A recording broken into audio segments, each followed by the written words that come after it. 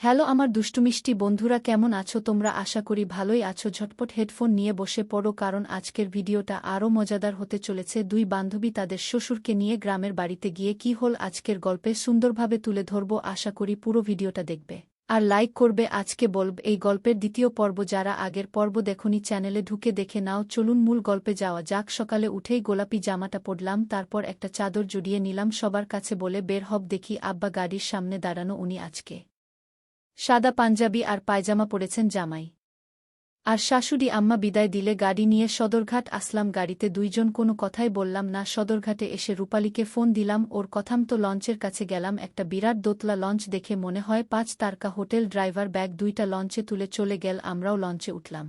রূপালীর কথামত লঞ্চের দোতলার কেবিন 1005-এর সামনে গেলাম। গিয়ে দেখি রূপালী ও চাদর গায়ে একটা বুড়ো লোকের সাথে দাঁড়িয়ে আছে। লোকটার মাথায় কাঁচা পাকা চুল, উনিও ক্লিন শেভ করা, কিন্তু উনার একটা ভুঁড়ি আছে লম্বা 6 ফুটের কাছাকাছি। আমাদের দেখে রূপালী দৌড়ে আসলো। এইটা আমার সুর বলে লোকটার কাছে নিয়ে গেল। খুর নাম শেফালি, আমার বান্ধবী, আর এইটা ওর সুর বলে আমাকে আর আব্বাকে ওর শ্বশুরের সাথে পরিচয় করিয়ে দিল। তারপর আব্বা এগিয়ে উনার সাথে হাত মিলিয়ে বলল, খোয়া আমি সোহেল, শেফালির সুর। উনিও হেসে বললেন, খু আমি শাফিন। রূপালীর সুর পরিচয় পর্ব শেষ হলো। শুন, এই তলায় কিন্তু শুধু আমাদের কেবিন খালি। তোরা দুইজন 107 নিস, আমরা 105 নিলাম বলে ব্যাগ দুইটা কেবিনে রেখে দেখে আসলাম লঞ্চ ছেড়ে দিয়েছে। আমরা 4 জন ডেকে এখন রূপালীর সুর বল, কি ব্যাপার এত গরমে দুইজন চাদর গায়ে কেন? আমি একটু লজ্জা পাচ্ছিলাম তাই। সাফিন সাহেব এগিয়ে এসে বলল, ও আরেফ লজ্জা পাচ্ছ কেন? আমরা তোমাদের বাবার মতো। রূপালী ওকে একটু সাহায্য করো তো। রূপালী এসে আমাকে সাহায্য করো। সাফিন সাহেব বলল, কত সুন্দর লাগছে তোমাকে বলে এগিয়ে এলো। এসে আমাকে জড়িয়ে ধরতে চাইল। কাকুর অদ্ভুত আচরণে আমি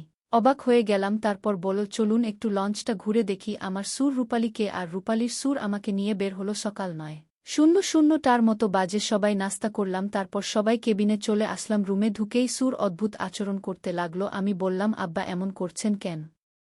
তখনই মনে হল রূপালীর আওয়াজ শুনলাম। দুইজনে বের হয়ে দেখি দরজা লাগানো, কিন্তু জানালার পর্দা একটু সরে গেছে। আমি আর আমার সুর উকি দিয়ে দেখি যে রূপালী ওর সুর অদ্ভুত আচরণ করছে। আমি সুর রুমে আসলাম, কি শেফালি আমরা এখন কি করব বলো? শ্বশুর আব্বা এমন সময় দরজায় টোকা পড়ল। রূপালী দরজার উপাস থেকে বলল যে আমরা চলে এসেছি। আমি তাড়াতাড়ি দরজা খুলে দিলাম। বাইরে রূপালী আর ওর সুর দাঁড়ানো, তাই ওইদিকে আমরা দুইজন গেলাম। রূপালীর সুর আমার পাশে এসে দাঁড়িয়ে বলল, খুব বুঝেছ শেফালি, এমডির বাড়িটা অনেক বড় ডুপ্লেক্স বাড়ি, পুরোটাতেই আমরা থাকব। তাই লজ্জা পেও না, সামনে পুকুর আছে। এইভাবে সময় চলে গেল। আমরা চলে আসলাম বরিশাল লঞ্চ ঘটে। ভিডলে নামলাম। নেমে দেখি দুটো ভ্যান দাঁড়ানো। ভ্যানে করে আমরা 4 জন একটা বাড়ির সামনে আসলাম। বাড়িটা দোতলা আর গ্রামের একটু ভিতরে, চারপাশে বাড়ি কম। আমরা নামলাম। রূপালী বলল উপরে রুমে চলে যেতে। একটা কেয়ারটেকার এসে ব্যাগ নিয়ে গেল। আমাদের রুম দোতলায়, পাশাপাশি বারান্দা, পুরোটাই থায় গ্লাস দেওয়া, মানে ওই পাশে থেকে কিছু দেখা যে না, কিন্তু আমরা দেখতে পাই। যাই হোক, আমরা ফ্রেশ হয়ে খেয়ে দিয়ে একটু গ্রামে ঘুরলাম, তারপর সন্ধ্যায় বাসায় আসলাম। তখনই ডিনার দিয়ে দিল। আমরা ডিনার করে আমরা রুমে গেলাম। কিছুক্ষণ পর রূপালী আর ওর সুর রুমে আসলো হাতে লুডু নিয়ে। আমরা লুডু খেলতে বসব। তখন রূপালী শিশুর বলল, এটা একটু ইন্টারেস্টিং করা যায় না? কিভাবে? বলল আমার সুর, লুডু খেলতে গুটি খাইলে যার গুটি খাবে তার কথা শুনতে হবে।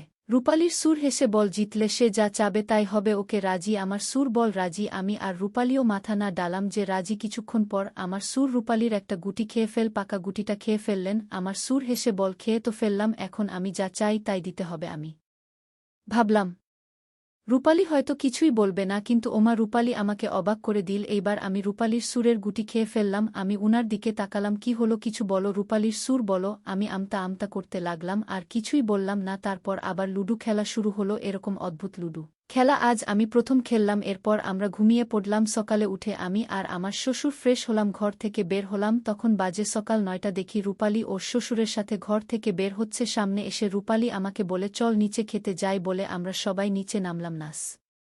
তা টেবিলে দেওয়া নাস্তা খেয়ে রূপালীর সুর বল, চলেন আপনাদেরকে একটু গ্রামটা ঘুরিয়ে আনি। এই জন্য সবাই একসাথে বের হলাম। রূপালীর সুর বল, চলেন সামনে আমার বন্ধু এর বাসায় একটু দেখা করে আসি বলে একটা সরু গ্রামের রাস্তা দিয়ে যাচ্ছি। রূপালীর পাশে এসে বল, কিরে গতকাল কেমন লাগলো বলে হেসে দিল দুই বৌমা। কি কথা হচ্ছে? রূপালীর সুর বল। এরপর আমরা সারাদিন গ্রামবাজার রূপালীর শিশুরের বন্ধুদের বাড়ি ঘুরে সন্ধ্যায় বাড়িতে ফেরত আসলাম। এসে দেখি ডিনার দিয়ে দিয়েছে। তখন কেবল 8টা বাজে। রূপালীর সুর বল, এখানে একটু আগে আগে রাত হয় তো, তাই আগে ডিনার করতে হবে। আমরা সবাই ডিনার শেষ করে উপরে গেলাম।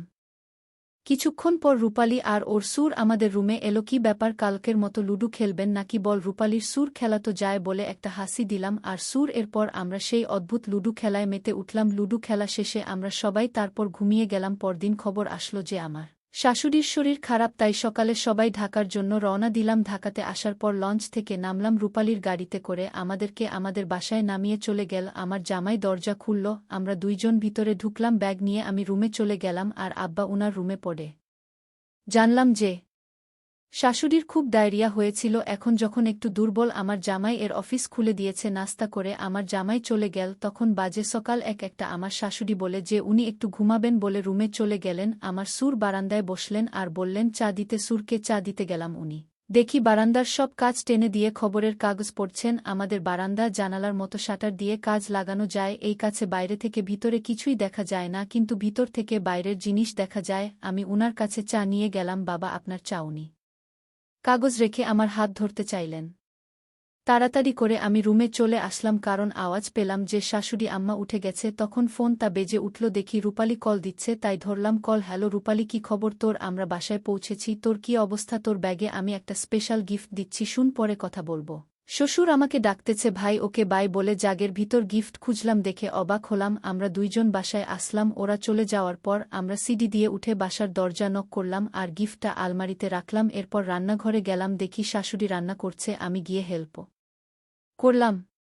রান্নার আসময় সুর রান্নাঘরে আসলো। শাশুড়ি বলল, তুমি এসেছো কোনো? আমার সুর বলল, তোমার বোন ফোন দিয়েছে। শাশুড়ি ফোনটা কানে লাগিয়ে কথা বলছে আর রান্না করছে, আর আমি শাশুড়ির পিছে দাঁড়ানো। সুর এসে আমার পিছনে দাঁড়ালো। আমি বললাম, আব্বা, আমার সামনে তো? ওনার সাহস দেখে বেশ অবাক হলাম। তখন কথা বলা শেষ হলো আমার সাথে সাথে উনি ফোনটা নিয়ে গেল। উনি চলে গেলেন রুমে। হাসতে হাসতে রান্না শেষ করে আমি গোসল করতে গেলাম। গোসল শেষে আমি দুপুর 2টার সময় দিলাম। সবাই 2:30টার মধ্যে খেয়ে উঠল। সবাই রুমে গেল, কিন্তু আমার রুমে যেতে যেতে 3টা বেজে গেল। তাই ভাবলাম একটু ছাদে থেকে ঘুরে আসি। আমি বের হতে যাব, তখন দেখি আমার সুর রুম থেকে বের হচ্ছেন। কোথায় যাচ্ছ? রূপালী, আব্বা, একটু ছাদে যাচ্ছি, দাঁড়াও। আমিও যাব বলে মেইন দরজায় এর চাবি নিয়ে বের হলেন। আমরা দুইজন উপরে উঠছি। উনি ছাদে উঠে কেউ আছে নাকি দেখলেন, তারপর আমার হাত ধরে ওই স্টোর রুম এ নিয়ে গেলেন। লাইট জ্বালিয়ে যা বললেন তার জন্য আমি মোটেও প্রস্তুত ছিলাম না। এরপর আমি আর দেরি না করে ওখান থেকে সিঁড়ি দিয়ে নামার সময় দেখি দূরে আমাদের দারোজানের বয়স 6-0 এর মতো হবে। উনি আমাদের দেখেনি।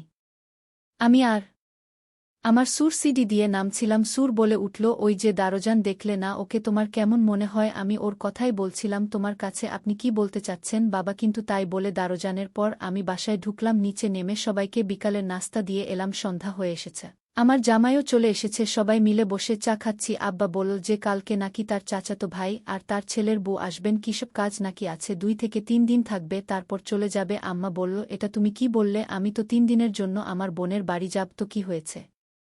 রূপালী আছে না, ও রান্না করবে বল আব্বা। আমার জামাইও তাতে সম্মতি দিল। সকালে জামাইয়ের অফিসের গাড়ি আসলো। আম্মা আর জামাই গাড়ি করে চলে গেল বাসায়। আমি আর সুর দরজায় বেল বাজলো। আমি গিয়ে দেখি আব্বা বলছে, আরেহমতি আয় বলে একটা সাদা দাড়িওয়ালা লোক পিছনে একটা মেজে ঢুকলো। আমি এগিয়ে গেলেই আব্বা বলে, এইটা হলো জবা। জবা ইংলিশ এ অনার্স লাস্ট বছরে আছে। ওর জামাই বিদেশ থেকে মতি চাচার সাথে পরিচয় করিয়ে উনাদেরকে গেস্ট রুম দেখালাম। উনারা রুমে চলে গেলে আমি রান্নাঘরে এলাম। সুর আব্বাও আমার সাথে এলো। কি কেমন দেখলে? কি দেখব, আপনার চাচাতো ভাই, বাজে কেবল 8টা। আমি চানিও ওনাদের সামনে গেলাম। আমার শ্বশুর তার ভাইয়ের কথা বলল। আমি রাগ করে সেদিন রাতেই বাবার বাড়ি চলে আসলাম। পরে আমার স্বামী আমাদের বাড়িতে এসে সবাইকে মানিয়ে আবার তাদের বাড়িতে নিয়ে যায়। বন্ধুরা, আজকের মতো এখানেই শেষ করলাম। দেখা হবে পরের